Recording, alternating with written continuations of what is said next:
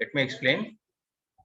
So today we are going to discuss installation of Selenium, how we are going to install Selenium on your local desktop or laptop. Okay, as we discussed, Selenium has three components. One is IDE and Selenium WebDriver and RC. Selenium RC is deprecated. Nobody is using Selenium RC nowadays. Selenium RC was replaced by Selenium WebDriver. Selenium WebDriver is a core automation engine. Nowadays, most of the projects are using. Okay, so now I am going to discuss how to install Selenium IDE and Selenium WebDriver. Coming to Selenium IDE, you have to go to selenium.dev website. This is the official URL. You have to go to this URL, selenium.dev. Inside selenium.dev, you have to click on a downloads link. This is a downloads link. If you click a downloads link, you can scroll down where you can find a Selenium IDE. If you want to install Selenium IDE for your Chrome browser, you have to click Selenium IDE for a Chrome.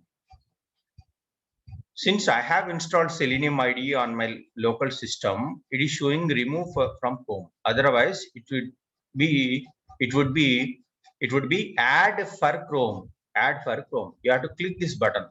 Automatically, the extension gets added to your browser.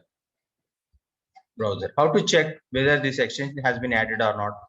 Open a Chrome browser. I'm just closing this entire browser. I'm closing this one, this browser also. I'm just closing it. Chrome browser. I'm just opening. Okay, and go to settings. Here you can see customize and control Chrome or Google Chrome. Just click here. Go to extensions. Okay, just check, do you have any extensions here? Yeah, settings. Under settings, here you can see extensions. Okay, here you can see extensions. Inside extensions, we have so many extensions. In my laptop, I have UiPath extension and Selenium IDE extension. Since I have already installed, Selenium IDE extension should be displayed under extensions tab. Okay, if you want to remove, if you don't want to use Selenium IDE, you can simply click the remove button. Automatically Selenium IDE will be removed. Please remember this rule. This is how we have to install Selenium IDE. This is how we have to install Selenium IDE. Is it clear?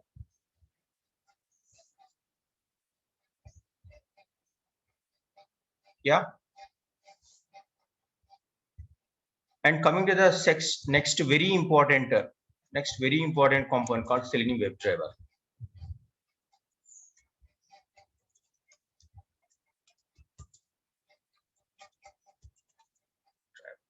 Okay. Before going to installation of Selenium WebDriver, I just want to explain the architecture of Selenium WebDriver.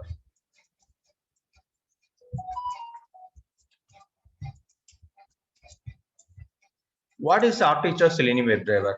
See, architecture means how Selenium WebDriver basically works. See, as a tester, we are going to test an application. We know already Selenium is a web automation tool. It's not a desktop-based or thick client application automation. Can't be done with the Selenium. We can automate only web-based application. Hence, web-based applications you can open only in a browser. Okay, so we need a browser. Okay, and then we need a test script. Because we have to write a test script to execute, right? Test script. So how do we create test scripts? We use different languages. One of the languages is Java. Since we are using Java as a scripting language, we need a IDE, integrated development environment, to create these JavaScripts.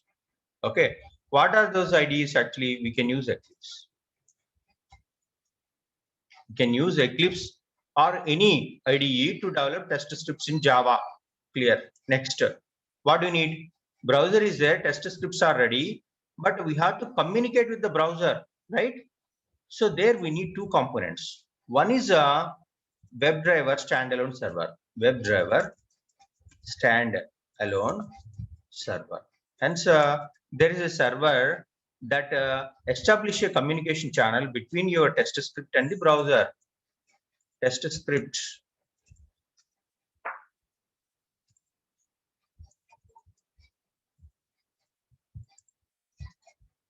WebDriver,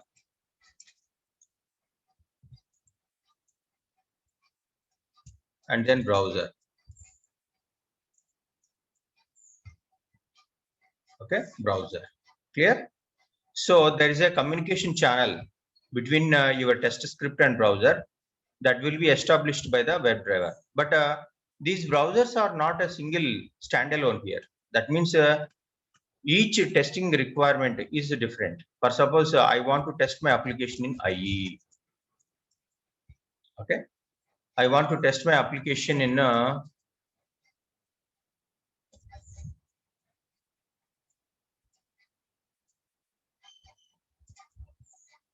and to test my application in a okay in a browser,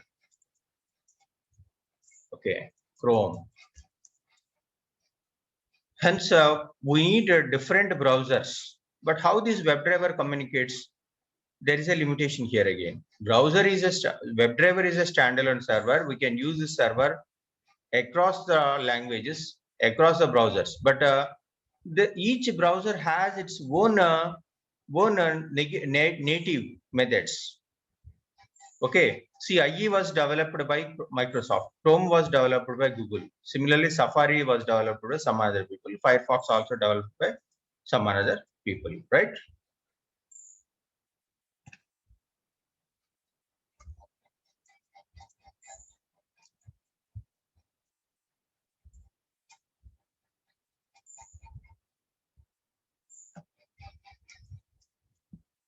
Okay.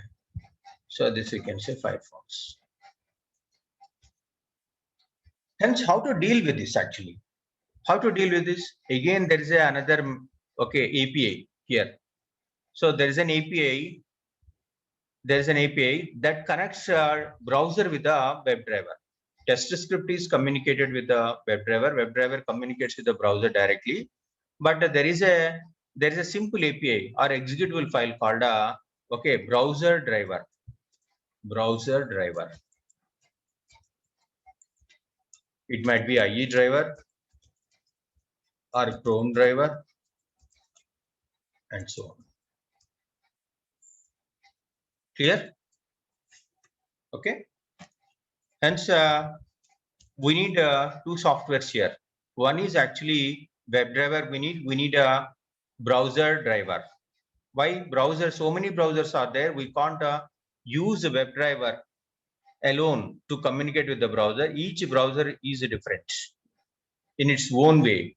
Each browser was developed by the different vendor. Hence, we need a dedicated browser driver to communicate with the different browsers.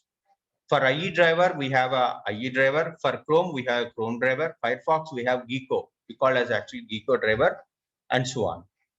Okay. Then what next? You know, Selenium supports multiple languages. Hence, we can't use use a uniform library.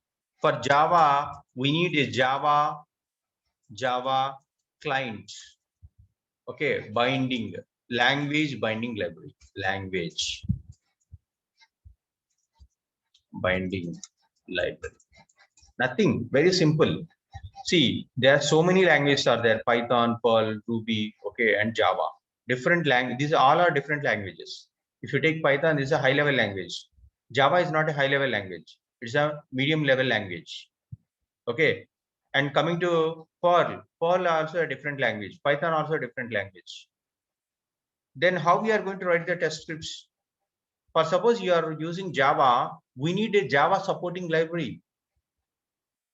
Okay.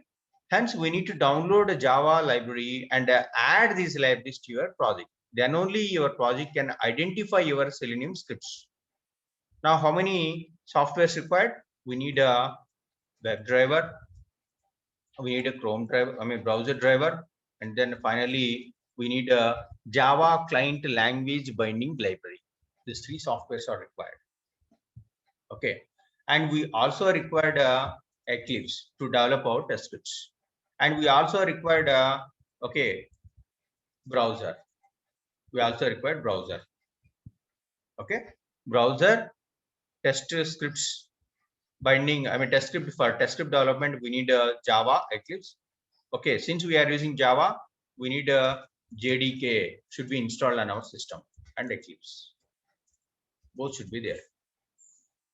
Okay, JDK and Eclipse both should be there. Let me check quickly. Okay, with these extensions. So basically, how many softwares required? We need a browser, test script for test script development. We need JDK and Eclipse. For communicating with the browser, we need a standalone WebDriver server, and then we need to communicate with the browser. Again, we need a browser driver specific to a browser, and then to develop a test scripts in Java, we need a Java client library, and then these are the softwares required. Okay, so this is the architecture of a Selenium WebDriver. Test scripts, it communicates with the WebDriver. WebDriver in turn communicates with the browser by using a browser driver. Okay, clear? So this is the architecture of Selenium.